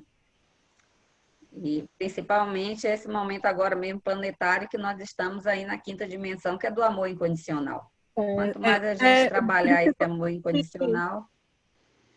No tratar desse trauma, né, a gente elimina nossos corpos traumáticos, os nossos corpos de dor, que realmente aumenta essa leveza, né? Permite que a gente suba mais percepção e, enfim. E cada um, é aquela frase da Bíblia, né, que diz lá, orar e vigiar. Então, a gente está atento para reconhecer, né, diante das situações, você reconhecer o que é que está ali em você, qual é o sentimento, se observar o tempo todo, aceitar, né, e trabalhar o que é que eu vou fazer com isso, né? Às vezes não dá tempo, às vezes a gente reage sem dar tempo, mas que depois você vai e volta e diz, pô, eu costumo dizer para mim assim, ó, presta atenção, tudo bem, eu me perdoo, mas me deixa eu estar atenta para na próxima vez eu não repetir isso. Antes que eu faça, né? Então, para poder bloquear. Mas, assim, me aceitando, tô tão boazinha comigo mesmo, tanto, me amando tanto, né? Me abraça. Nunca mais me chamei de burra, idiota, mas não sei o que, essas frases que a gente diz, nada. Amorosidade com a gente mesmo. Ari, só para fechar, voltando às palavras corpo de dor, que quando você falou na necessidade de ser agredido, geralmente é esse corpo de dor ativo. O corpo traumático, geralmente, ele tem necessidade de passar por dor, ele tem necessidade de passar por sofrimento, por agressão, para ele se reafirmar, principalmente se tiver culpa. E aí você acaba criando essa realidade em que o outro tem esse tipo de comportamento mesmo. Então, é bem olhar para essa questão e entender que ela também não, é só um dos seus corpos e ela não é o seu ser completo. Exato. Por isso que eu falo da amorosidade com a gente, o cuidado com a gente mesmo, né? Vamos ser maternais conosco mesmo. E adiante. Na próxima, esteja atento. Mais alguma questão? Porque a gente tem uma meditaçãozinha aí rapidinho. Antes da meditação, se der tempo ainda, né? Ari, antes da meditação, tem duas coisas assim que eu ainda queria trazer só para discussão. Primeiro, quando o Bert Helling fala da hierarquia, né? E a gente muitas vezes vê a parentificação do filho, né? Os filhos que não crescem, que os pais ficam vendo, tem 40 anos, e ainda é visto pelos pais como 15, 20, e também os filhos que, pelo inverso, é que jovem com 15, 20 anos é quem está conduzindo os pais. Entendeu? Essa inversão na hierarquia das leis, trazendo, claro, como consequência, o desequilíbrio no sistema familiar, que é comum também, né, nas mediações, que sempre quando eu dou as leis sistêmicas, eu procuro mostrar ao aluno aonde é que a gente vê o desequilíbrio falado por Bert Helling, na realidade, na mesa de mediação, né?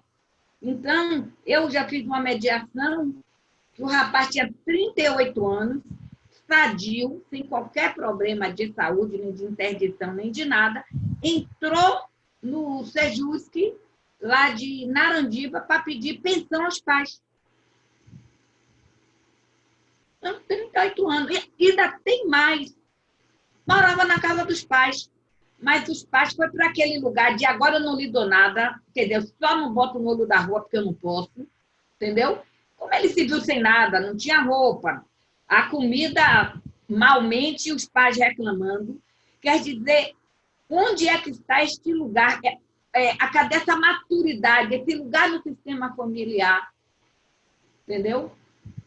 Que ele ainda continua nessa condição de filho, não consegue ver. Olha, você foi muito boazinha quando você falou 15 anos. Eu botaria 5 anos, tá? Porque o que a gente está vendo muito hoje é os filhos tiranos, né? Crianças que não têm noção nenhuma sobre a vida, mas é como se os pais tivessem medo deles. E eles agridem, né? Então, essas crianças no futuro estão com o futuro comprometido, porque eles não receberam limites, né? Então, assim, a importância, você pode ir até, se a gente fizer uma leitura social, e a gente ainda vai mais além. o que é que está acontecendo hoje com os jovens, os adolescentes, porque pela facilidade com que eles têm na vida. A vida foi tão fácil, né? Oi, Ivoneide entrou, outra consteladora aí, a nossa amiga. Bem-vinda, Ivoneide. Então, o que a gente vê, essa facilidade... Só que eu não estava na tela. É só um tempinho. Ah, tá. Uhum. Então, essa facilidade que a gente vê hoje de dar tudo para os filhos, isso também vai ter consequências mais tarde. Já está tendo em algumas gerações, onde os adolescentes têm uma necessidade, alguém falou até ver da intensidade da questão da dor, e muitos deles estão se automutilando, se autoagredindo fisicamente, para poder sentir a intensidade, porque eles não conseguem sentir de outra forma, porque tudo é de mão beijada, tudo está à disposição dele, né? Então, o que eles querem, meninos de 5, 6, 7 anos com um celular de 2.000, 3.000 reais, né? Então, assim, ele não sabe nem mexer direito. O outro lado da moeda... Então, está havendo essa distorção dentro do próprio sistema familiar, e isso vai ter um preço mais tarde, né? Sim. Então, é também bem agressivo isso. Mas, por outro lado, a questão da mediação, eu acho que está crescendo também para te levar também as pessoas a uma outra consciência. Por outro lado, tem muito movimentos do despertar da consciência, não só a nível terapêutico, mas em outros processos também, que isso também vai ajudar a equilibrar até a própria humanidade mesmo, né? Então, assim, é só movimento, e a gente só observar tudo isso. Vem do caos para poder tentar buscar o equilíbrio. Quando encontrar o equilíbrio, vai o caos de novo para buscar o equilíbrio, porque isto é a evolução. Se estagnou, se tem perfeição, estagnou, acabou, né? E nós não somos seres acabados. Nós estamos em processo contínuo de evolução. Mais alguma pergunta, gente? Ari, queria que você falasse. Temos muitas histórias. Me fala um pouquinho sobre a constelação multidimensional, que você ministra o curso sobre isso. Rodalva. Os alunos estão mais voltados para a Bert Helling, né? É o que mais se fala. E você traz uma abordagem nova. Né? Aí eu... Passa aí um pouquinho para meus alunos. Itana quer falar aí antes. Itana? Sim. Eu fiquei assim com um desejo de ouvir, eu sou sagitariana, e ela também ela falar alguma coisa, que ela falou de outro, mas não falou do sagitariano. Por isso que eu estou perguntando isso. Eu vou falar de modo geral, não vou falar especificamente do sagitariano, mas isso assim também é outra ferramenta importantíssima na vida da gente para nos dar uma orientação. O signo que você traz é para você vivenciar aquilo, né? No sentido positivo dele. Então, por exemplo, o sagitariano, ele é o quê? Ele é alegre, otimista, ele é honesto, ele é aventureiro. Né? Então, assim, se o sagitariano não tiver aventura na vida dele, ele vai para uma depressão, digamos. Né? A depressão não tem muito a ver com ele, porque ele está sempre criando coisas, inventando coisas. Só que o sagitariano ele pode ir para o exagero, porque o planeta dele é Júpiter, que é o planeta da expansão. Então, ele tem que tomar cuidado, principalmente com as coisas materiais, que ele não liga muito. Então, ele não é de construir muitas coisas, mesmo porque ele está no mundo do pensamento, do autoconhecimento, nessa viagem, né? Então, assim, vá para seu signo, veja o positivo dele, veja o seu elemento, porque isso te dá dicas para você se orientar na vida. Na verdade, assim, essa palavra foi tomando forma na minha vida e até por lembrança mesmo, sugestão de Dava, ela disse, você já olhou que tudo isso é multidimensional? Então, assim... Multidimensional, né? Você tem um curso de tarô multidimensional. Então, assim, eu me aposentei, né? Fiquei um tempo na terapia, inclusive quando eu me formei em constelação, eu saí dizendo que não iria trabalhar com constelação, saí dizendo as palavras, não, eu só fui para o autoconhecimento. E hoje estou dando curso, vou dar curso de constelação, né? É engraçado como a vida nos leva para caminhos, né? E quanto mais a gente está receptiva, mais os caminhos vão se abrindo. E essa multidimensionalidade, porque assim, da mesma forma que a visão é sistêmica, para mim, assim, não é só sistêmica, para mim a visão é multidimensional, né?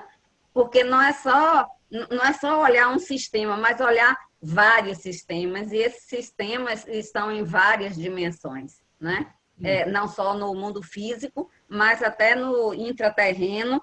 Como eu sou adepta, assim, eu gosto eu acredito, né, que existam civilizações também em outras dimensões.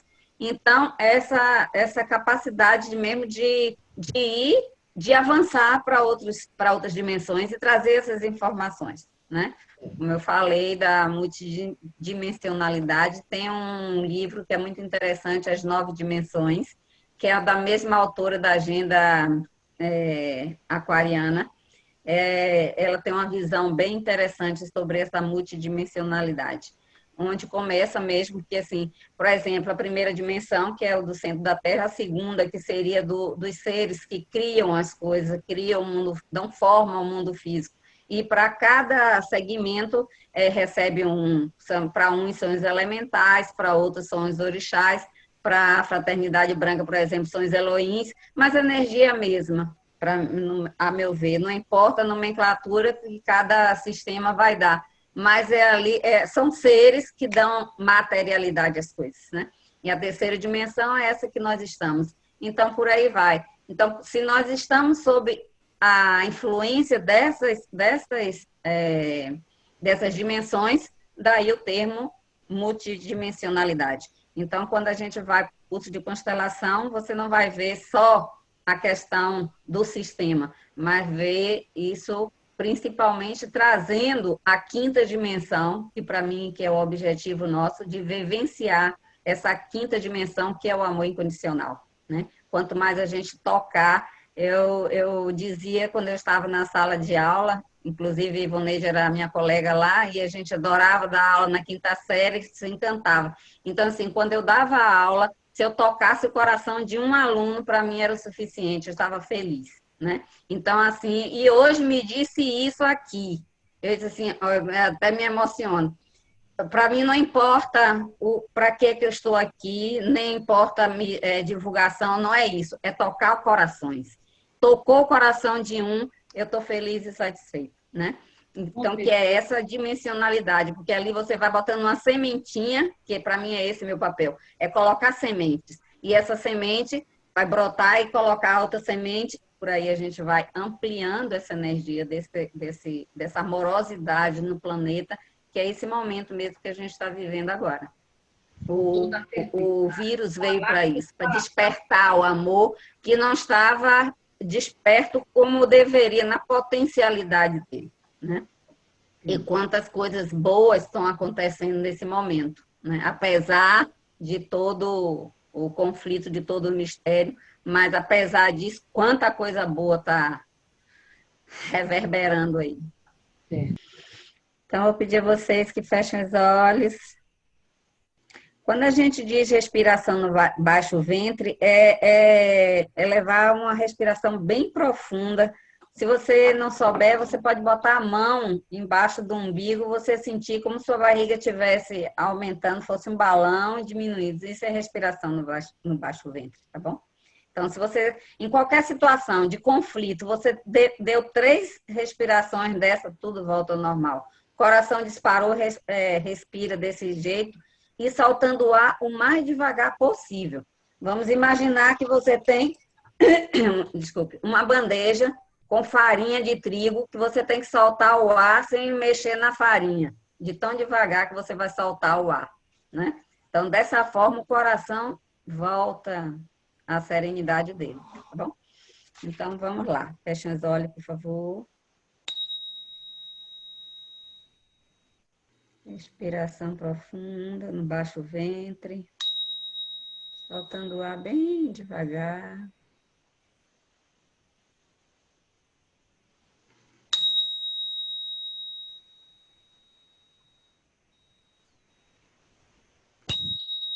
Respirando de novo. Liberando os pensamentos. Liberando os julgamentos.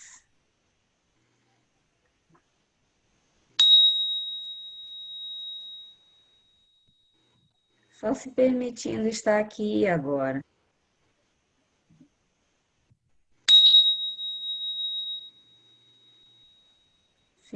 Se conectando com você mesmo, com o seu coração. Sentindo esse coração.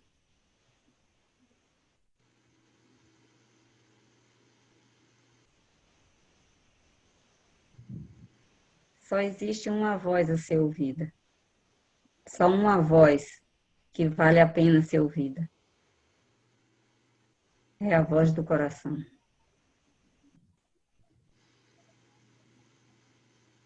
Pensar com o coração e sentir com a razão.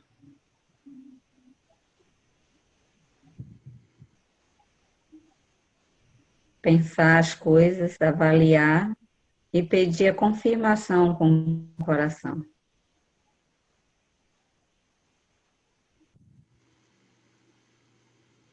Tudo é muito simples.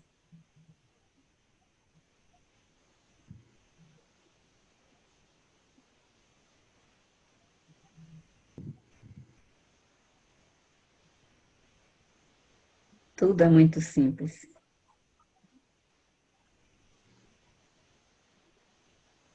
E o Espírito, a força criadora, sabe tudo. E está sempre nos orientando. Orientando nossa alma. Se ela estiver receptiva. Tudo está no seu lugar. Está tudo certo. Tudo certo.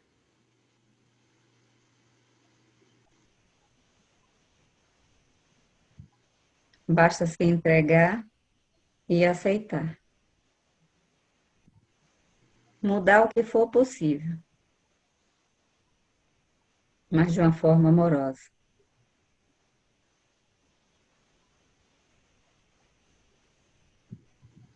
Amorosa primeiro consigo mesmo. Para depois com os outros. E nesse momento pense em sua família. Ou a família de origem ou a família constituída. Não importa. Ou as duas, se quiser. Respire sua família. Veja seus componentes. Olhe cada um deles. Como se estivesse desfilando em sua frente. Só olhe. Sem julgar, sem criticar. Sem relacionar com nada, sem comparar com nada. Só olhar. Um olhar extremamente amoroso. Como você nunca olhou.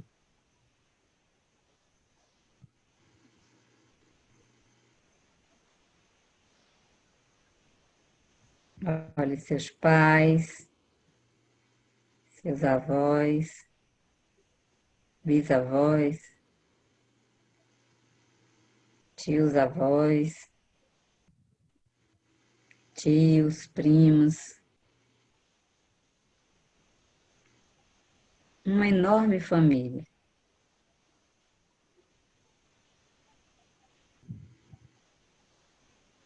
Alegres, ruidosos,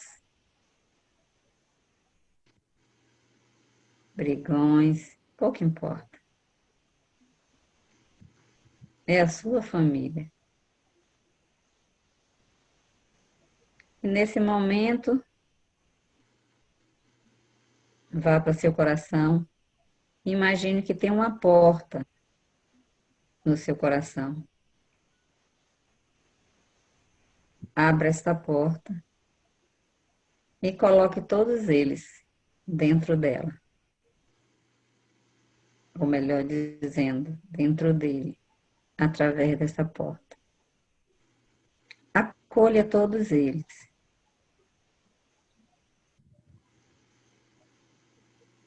E veja como seu coração é grande, que coube todo mundo.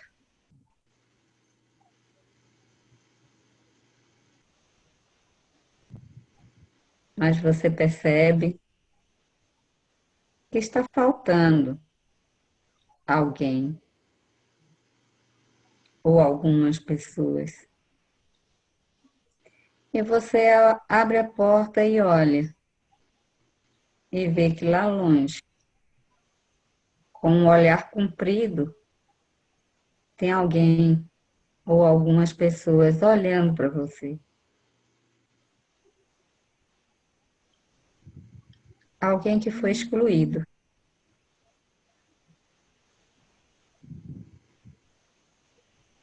E você sai e dá uns passos até essa pessoa ou essas pessoas. Foram pessoas que foram violentadas ou abortadas, abandonadas.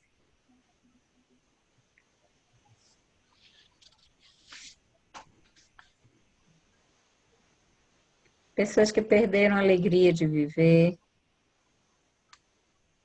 pessoas que ficaram depressivas.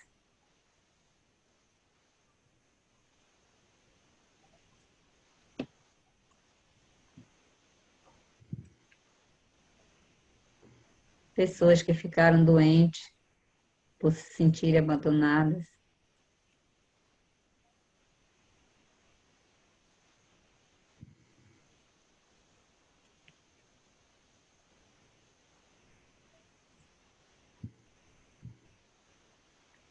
Mas o que se percebe em todas elas é uma profunda tristeza.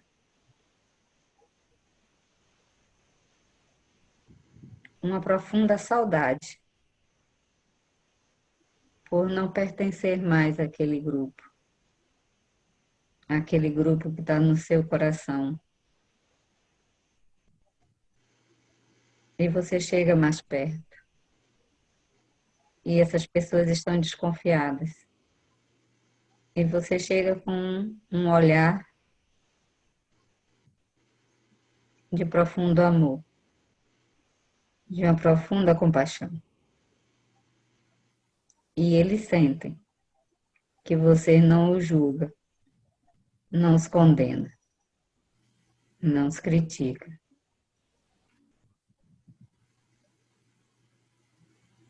E você chega até junto deles.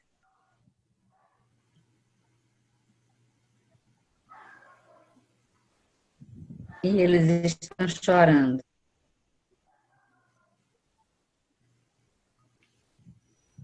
E você enxuga as lágrimas deles. E abraça eles. Abraça todos eles.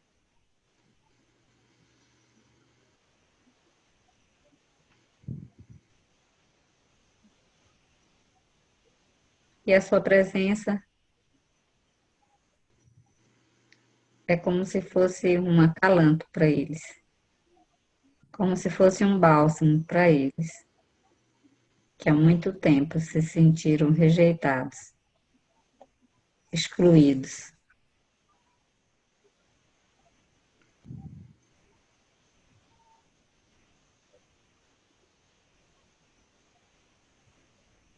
E você convida, um a um, para entrar no seu coração e se juntar aos outros. Eles sentem medo de serem rejeitados pelo grupo que já está no seu coração. E você diz a eles que confie, porque no seu coração tem amor suficiente para todos. E você diz para eles que o único caminho é o caminho do amor.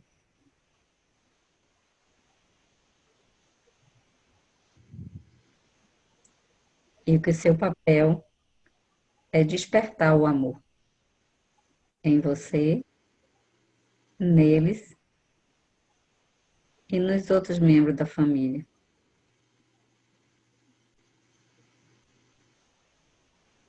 E você diz isso olhando para eles com um profundo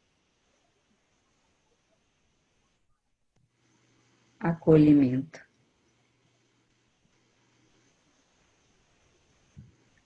E diz para eles: eu amo vocês, como vocês são. Mas também não quero julgar os outros, porque eu também os amo, como eles são. Só convido vocês a estarem comigo, no meu coração.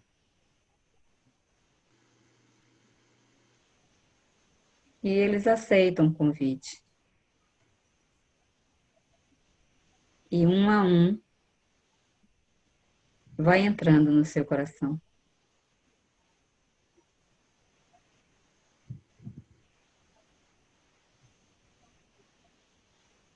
E você, nesta noite, vai dormir o sono dos justos, com o coração cheio de amor por todos os membros de sua família. Todos, sem exceção. Principalmente, amor por você mesmo.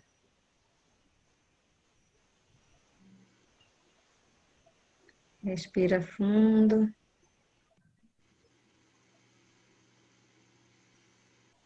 Veja se você quer dizer mais alguma coisa a eles.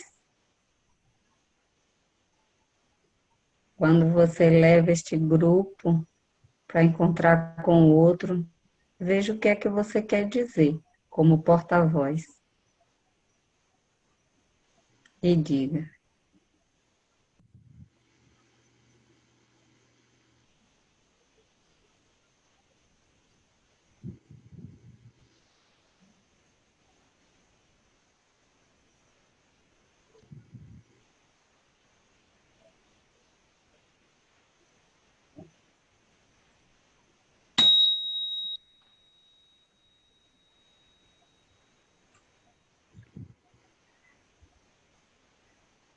sinta esse amor se expandindo do seu coração, tocando o coração de cada um deles, contaminando os corações.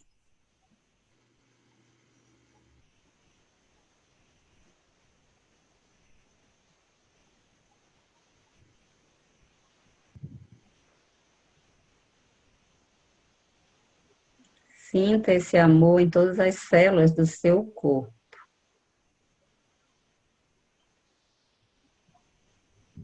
E você está irradiando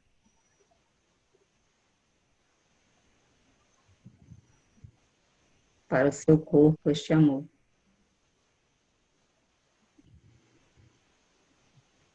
O mesmo amor que você recebeu incondicionalmente do Criador. Agora você irradia.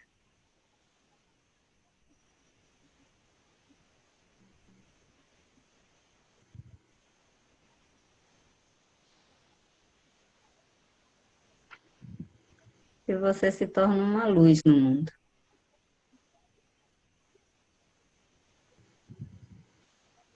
Um farol.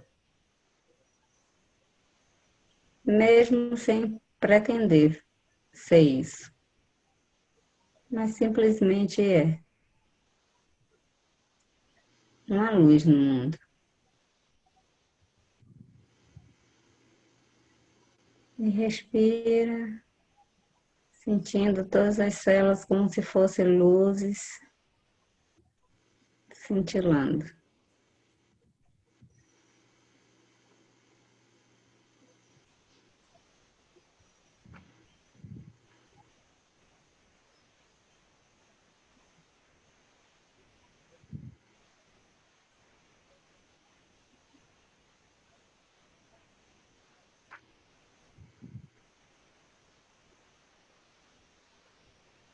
E você está na paz, na plenitude de seu ser. E é com essa energia que você vai dormir.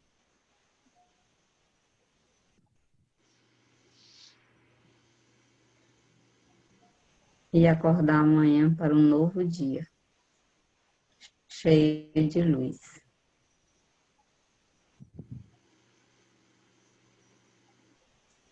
Amém.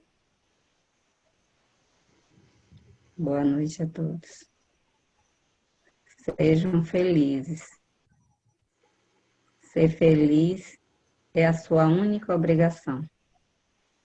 Seja feliz. Seja feliz. Sejam felizes. Boa noite. Agradeço a todos.